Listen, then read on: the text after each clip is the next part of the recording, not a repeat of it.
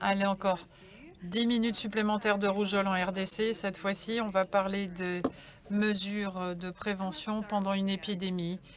Une fois encore, je commence avec le contexte. Voici la diapositive qui était le point de départ de mon exposé précédent. Vous avez que j'ai terminé ma courbe au début de 2020. Et si j'avais ajouté les données supplémentaires de données, vous voyez que cette courbe n'est pas très différente de l'épidémie de 2018. Maintenant, je vais vous demander de revenir un peu sur ce qui s'est passé en 2018, parce que c'était une épidémie d'ampleur historique. Pendant un an, toutes les provinces du pays ont connu des épidémies avec plus de 380 000 cas et 7 000 morts. Et on pense que ce sont de grosses sous-estimations. Compte tenu de cette tendance terrible et pour éviter une épidémie comme celle que nous avons observée il y a 3 ans, MSF a demandé à Épicentre d'identifier les zones de santé de mobilisation préventive, avec notamment la possibilité de vacciner, traiter, etc. Alors, comment faire? Comme je l'ai fait dans mon exposé précédemment, j'ai 3 questions auxquelles je dois répondre. Le risque. Quelle est la plus forte probabilité d'épidémie dans quelle zone? Calendrier, quel moment? Sur ces épidémies, quelle va être la première? Et si possible, j'aimerais avoir une idée de l'ampleur de cette épidémie et là où ça va être le plus grave. On a déjà une très bonne idée des indicateurs que l'on peut utiliser pour répondre aux 2 premières questions. Tout d'abord, pour la question du risque, on ne va pas forcément avoir une réponse, on va avoir une petite idée en utilisant les données de couverture vaccinale ainsi que le temps qui s'est écoulé depuis la dernière flambée épidémique. S'agissant du calendrier, nous savons que la proximité aux épidémies actives est un bon indicateur, mais cela nous conduit encore à la question de l'ampleur parce que là, on ne sait pas quels sont les bons indicateurs. On peut postuler que il y a eu de grandes flambées par le passé seront les mêmes lieux, ou alors c'est lié à la densité de la population, ou peut-être que ce sera un autre facteur. Et c'est ce dont je vais vous parler aujourd'hui. Quels sont les indicateurs que l'on peut utiliser pour identifier l'ampleur possible d'une flambée épidémique de rougeole? Et donc, on s'imagine que la gravité historique pourrait être un bon indicateur pour l'avenir. Voici la répartition en termes de cas suspects sur toutes les zones de santé, avec les premières flambées observées dans chaque zone. Si on prend Kailo, en 2016, il y a eu une flambée de 2890 cas. Mais attention ici, parce que c'est la première que j'ai observée et pas la première de l'année. Une autre zone, à Songa par exemple, on a la première flambée, non pas en 2016, mais en 2015, avec 1102 cas.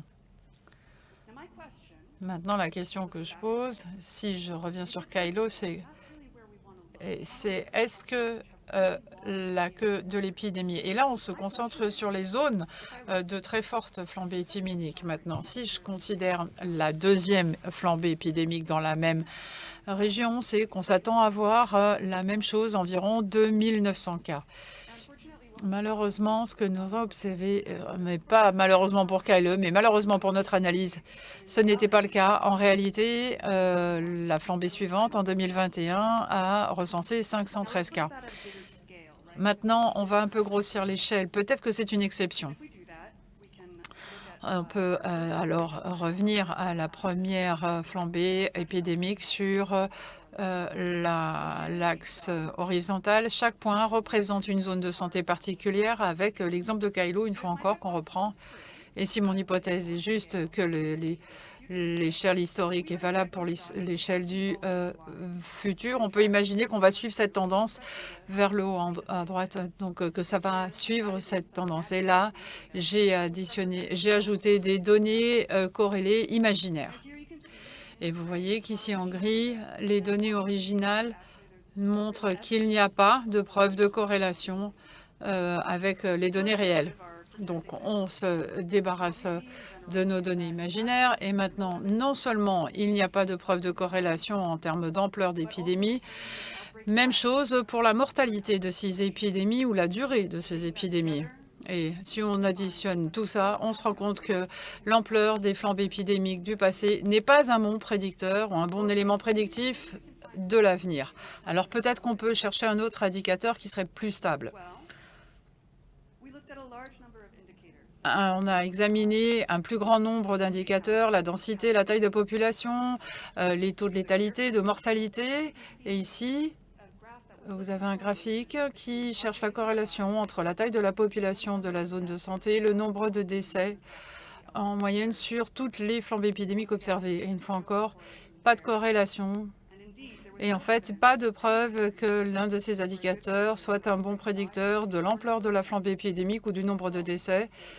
Et donc, on a laissé de côté cet objectif. Ce qui nous reste, c'est de revenir aux deux premières questions, celle sur le risque et celle sur le calendrier. Pour le risque, j'ai un système de scoring qui est assez simple, qui commence par la couverture vaccinale sur une enquête de population indépendante. Si on se dit qu'on a une couverture vaccinale de 70%, c'est un point. Si c'est moins de 50%, si c'est 50%, pardon, c'est un point supplémentaire. Et puis, on considère l'absence de flambée épidémique depuis 2019, c'est-à-dire ces 3 dernières années, c'est 2 points supplémentaires que l'on vous accorde dans votre score.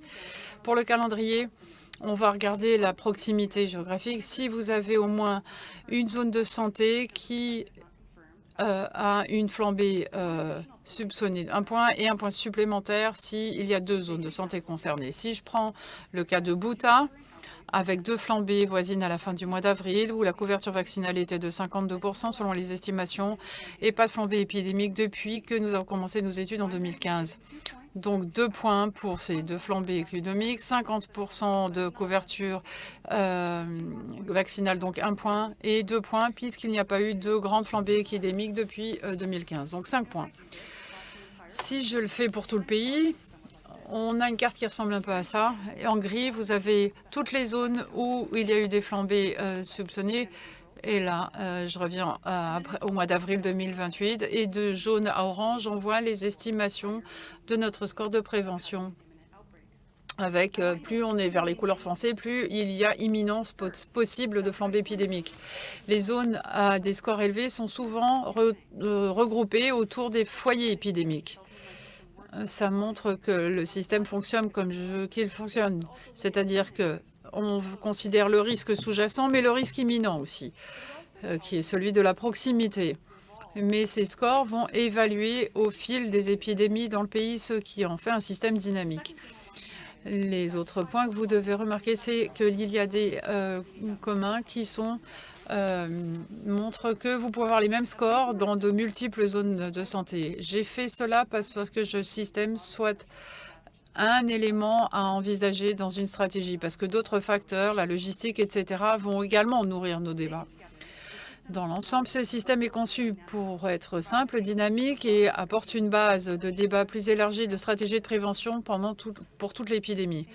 Conclusion, dans ce deuxième exposé, nous avons développé un système simple pour orienter la mobilisation de prévention pendant une épidémie de rougeole en cours en RDC. Nous associons la couverture vaccinale, le calendrier depuis la dernière épidémie, la proximité d'autres foyers potentiels et nous identifions les zones à haut risque de flambée imminente. Cela permet d'avoir un classement rapide pour faciliter une prise de décision rapide. Je vais m'arrêter ici. Je voudrais remercier tous nos collègues d'Épicentre ainsi qu'MSF qui ont été essentiels au développement de ce système. Merci beaucoup.